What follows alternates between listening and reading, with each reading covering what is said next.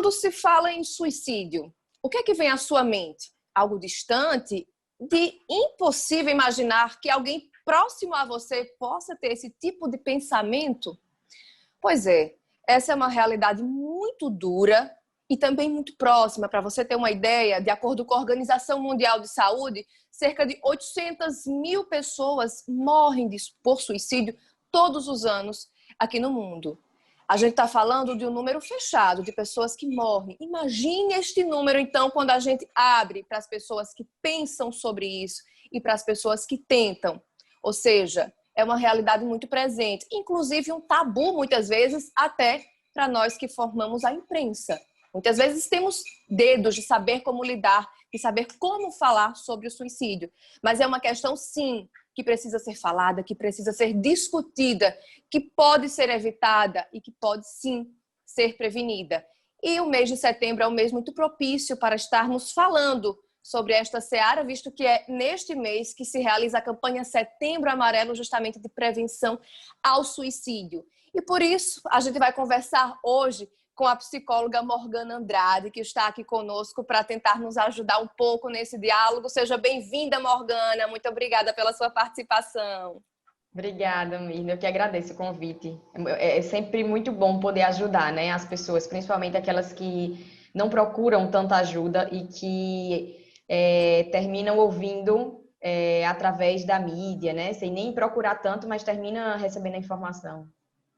Pois é, gente. Então vamos conversar tudo sobre o suicídio, muitas coisas a respeito do suicídio hoje, com a Morgana no programa Viva Saúde, que começa agora. Então fique com a gente, que essa discussão vai ser realmente muito positiva. Sim, é importante que nós debatemos esse tema e você faz parte dessa conversa, tá bom? Então fica aqui com a gente no programa Viva Saúde.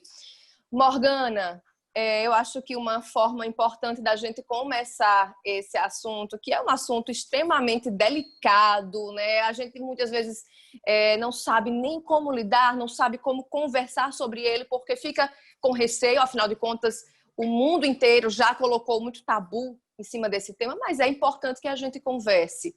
É possível evitar o suicídio? É possível evitar os pensamentos suicidas? É possível evitar essa condição? Mirna, é possível evitar sim. Entretanto, a pessoa que pensa em suicídio, ela precisa ter essa informação. Ela precisa saber que pode ser evitado. Só que assim, cada caso é um caso, certo, Mirna? A gente pode falar no geral, mas a gente também pode falar de maneira individual. Existem diferenças em relação à idade, em relação à sexualidade, em relação ao manejo, como a família vê isso, né? A melhor forma dessas pessoas mudarem de ideia, digamos assim, essa prevenção, que eu vou chamar de prevenção, mas que na verdade é prevenção entre aspas, é com apoio familiar, né? É quando a família consegue entender que aquele pensamento, ele é um pensamento verdadeiro e ele não é frescura, como muita gente fala por aí, né? E até porque existem pensamentos suicidas, existem ideações suicidas. Às vezes, existem fases, né? Às vezes a pessoa está só pensando, eu queria sumir. Porque a pessoa está passando por um problema muito grande e ela quer sumir daquele problema, ela quer sumir daquela dor, ela passou por uma dificuldade muito grande muitas vezes, e aí ela quer simplesmente fugir daquilo. E aí ela começa a pensar, eu queria sumir, eu queria morrer, eu não queria mais existir, eu não queria mais compactuar com isso. Isso aí pode ser inúmeras causas. Tem ideação suicida, que é quando é um nível acima, digamos assim, é quando você já tem a ideia. E depois você começa a planejar. Quando a gente lida com os pacientes, a gente procura saber bem direitinho o que é que tem na cabeça dela. Eu só pensei em me suicidar. Eu estou tendo essa ideia o tempo todo, não para de sair da minha cabeça, para mim é a única solução. E a terceira fase, que é onde a gente fica mais... Toda a gente fica alerta, mas onde a gente fica mais alerta é quando ela diz que já está planejando. Quando os meus pais viajarem, meu prédio é alto e eu vou fazer isso, eu vou fazer aquilo outro. Mas como eu te falei, Mirna, depende de caso a caso, até porque a pessoa já tem uma personalidade mais depressiva, humor depressivo, desde criança muitas vezes, desde a adolescência, quando chega na fase adulta, ela vai fazer isso. Outras pessoas não. Outras pessoas, elas diante de uma situação muito forte na sua vida, elas terminam agindo de maneira que ninguém esperava mesmo. Você falou, né, que é muito importante que a família dê um suporte, né? Mas a gente sabe também que muitas vezes, quando a gente fala até em família, não significa ser apenas o lar tradicional, porque a gente imagina que inúmeros contextos já existem hoje. Tem pessoas que não têm mais pai e mãe, enfrentam essa realidade, então família também pode estar relacionado àquelas pessoas mais próximas a você, aquelas pessoas que lhe dão o primeiro apoio, pode ser estendido para essas pessoas também, porque eu digo assim, hoje a gente precisa também ter uma percepção, né? Parar para olhar um pouco o outro, não é? Se dedicar a olhar um pouco o outro. Aquela outra pessoa precisa de cuidados e muitas vezes a gente percebe que aquela outra pessoa está precisando de algum cuidado e por que não ser eu o primeiro a estender a mão, né? Aquela pessoa. Então é importante que também tenhamos um pouco disso, né? Dessa responsabilização que eu falo de olha para o outro, estende a mão para o outro, né? Faz isso por si e pelo outro, né? É importante que a gente possa ajudar, né? Isso, Mirna. E assim, quando a gente fala muito de família, né? Porque família é o núcleo, é quem você está convivendo. Mas muitas vezes a família também não tem a informação. Ou seja, não tem noção de que a pessoa, ela está passando por aquilo. Aquela pessoa não consegue, às vezes, expressar de uma maneira tão concreta que ela quer terminar com aquele sofrimento e que ela quer acabar com a própria vida. Então, assim, às vezes a família não é a pessoa, se ela não tiver orientação, às vezes nem é a pessoa que pode mais ajudar. Às vezes é um amigo, às vezes é um namorado, né? Às vezes é um padre, dependendo se é uma pessoa que vai muito à igreja. Né? Eu não estou querendo misturar aqui questão de religião com psicologia, nem com nada Mas disso. são ferramentas que Mas auxiliam, né? A sua isso, espiritualidade vai lhe ajudar sempre, independentemente de qual exatamente. seja ela, né? Qual tipo. Exatamente. E como eu falei, às vezes a família até tem informação, mas diz, não, isso é frescura. Isso é porque foi criado muito mimado. Isso é porque teve tudo na vida. Como é que uma pessoa tem tudo isso e mesmo assim ainda quer se matar? Eu não consigo entender. Só que assim, a pessoa tem tudo material, né? A pessoa, o que é o principal para a pessoa tentar suicídio não são questões materiais. É, São dores exato. emocionais. Exato. Afinal de contas, né, a nossa felicidade, o nosso bem-estar é tão caro que não tem dinheiro que pague, né? Isso Exatamente. é tão caro que não tem dinheiro realmente que pague. Então, realmente, eu vejo isso. Eu me lembro, Morgana, que uma vez que eu tive contato com uma pessoa, né, que passava por esse sofrimento, eu me lembro que ela tentou uma terceira, quarta vez, e aí e foi, enfim, relações de igreja, eu conheci essa pessoa, e em algum momento a gente chegou para procurar a filha, para tentar que a filha ajude, porque a pessoa tinha tentado mais uma vez e a gente ficou sabendo, enfim, estava muito aperreado querendo ajudar a pessoa, e a própria filha falava assim, isso acontece sempre. Isso, eu tô Nossa. acostumada. Só que aí que tá, né, gente? Nem sempre o suicida vai conseguir, o suicida, a pessoa que pensa em suicídio vai conseguir de primeira vez. Só que ela vai tentar e pode ser que um dia consiga. E aí? E aí a gente vai só fechar os olhos porque é a terceira vez, é a quarta vez. Mas e se a quarta vez for a vez que ela consiga? Né? Nós vamos cruzar os braços por isso. Então, isso me chocou, Morgana. Esse tipo de comportamento é comum da família dizer, isso acontece sempre, isso é normal, ela quer chamar a atenção. Não, a pessoa tentar se suicidar várias vezes e o outro negligenciar não é comum. Existe, mas não é comum, né? Geralmente, quando a pessoa tenta uma vez, duas vezes, a família, na verdade, quando tenta a primeira vez, a família começa a pensar: não era frescura, era sério. A Uhum. segunda vez, então, aí é que a pessoa começa mesmo a levar em conta. Só que a teoria fala que o suicida, ele vai tentar, se ele não tiver ajuda, se ele não modificar nada na cabeça dele, se ele não tiver apoio, ele vai tentar até conseguir. Ele vai parar. Muita gente vai tentar uma, duas, três, quatro vezes e vai parar, não vai conseguir, vai parar, porque essa pessoa procurou ajuda, ou alguém chegou e deu um apoio. Mas se essa pessoa não tiver nenhum apoio, nenhum esclarecimento, não souber mais ou menos por onde vai, não tiver uma esperança no futuro ainda, se ela não modificar um pouco o pensamento dela, ela vai tentar até ela conseguir. E assim, a estatística também mostra que muito mais mulheres tentam se suicidar do que homens. Tentam, né? No caso, estou falando de tentativa.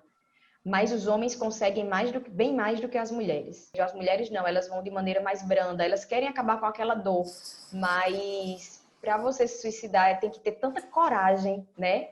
Que às vezes a mulher ela tem menos coragem do que o homem. Então ela tenta bem mais, ela é bem mais vulnerável a isso. A mulher é mais vulnerável à tentativa. Mas para conseguir mesmo, para ter êxito, geralmente é o homem. Eu vi uma estatística que é bem forte também, que mostra que o suicídio está é a segunda causa de morte entre jovens de 15 a 29 anos. Olha só, então entre pessoas jovens também isso é um problema bem sério, né? Muito sério, talvez mais sério, porque assim, a adolescência é um momento onde o ser humano ele está confuso, né?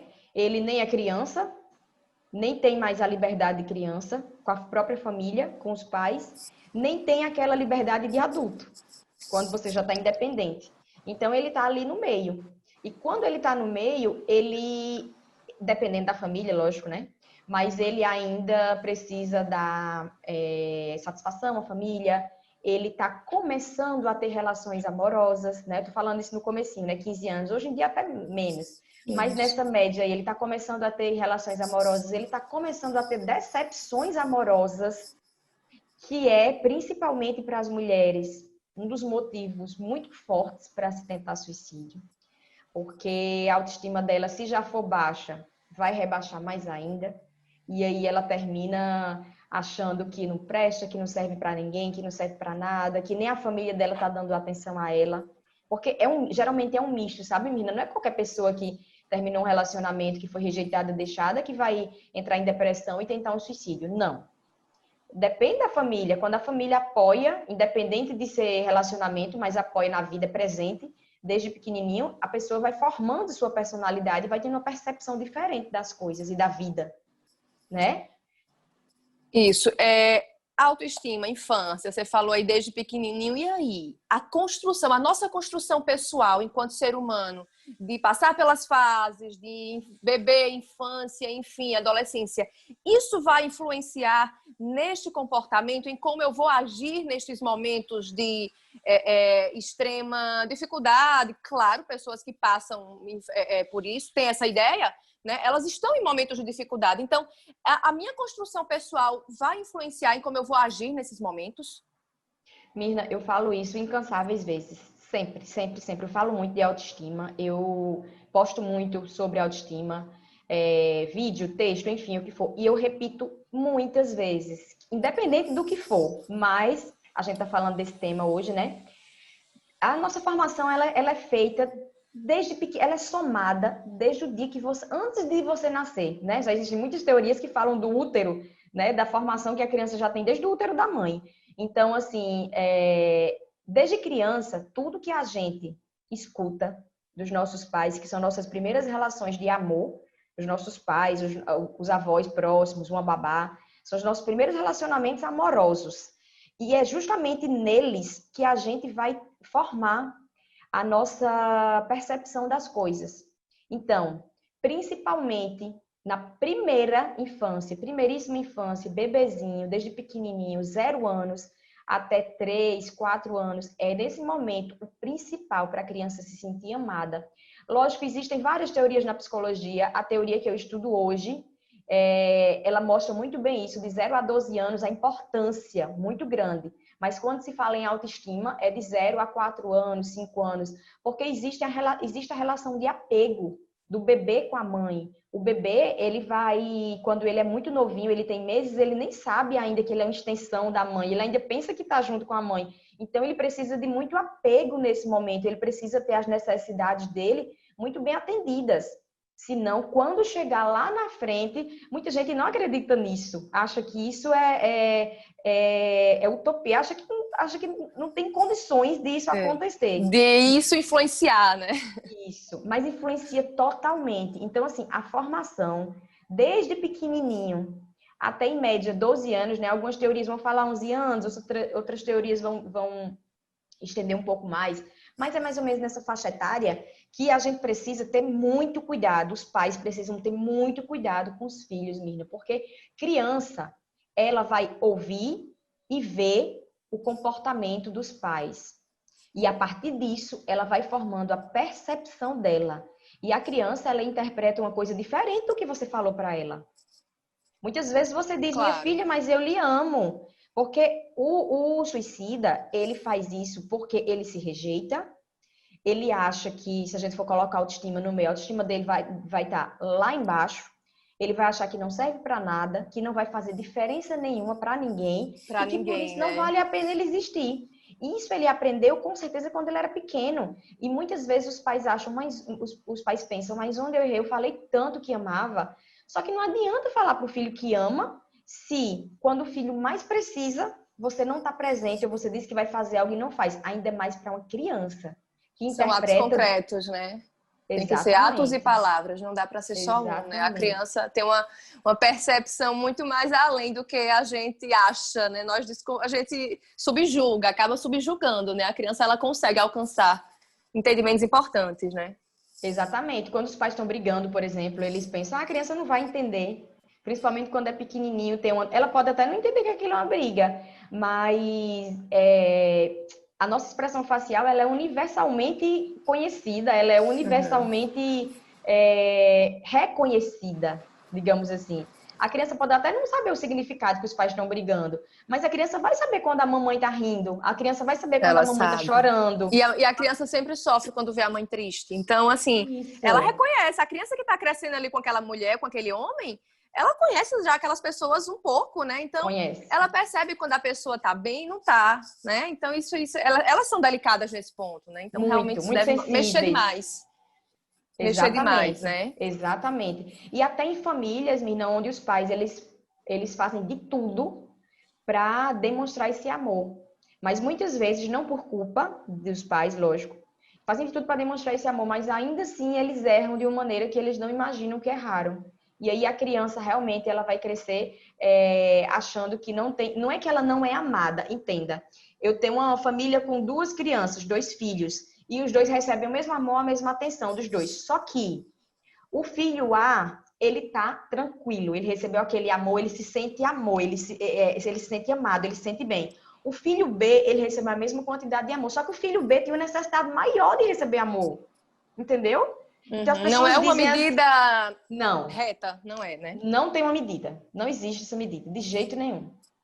Gente, nosso tempinho já está apertado. A gente vai a um rápido intervalo, mas não sai daí, que nós vamos continuar conversando, viu? Porque se deixar, eu e Morgana aqui, eu já vi que a gente extrapola 3 programas assim, fácil, fácil. Então não sai daí, que daqui a pouquinho a gente volta a conversar mais sobre esse assunto. Até já.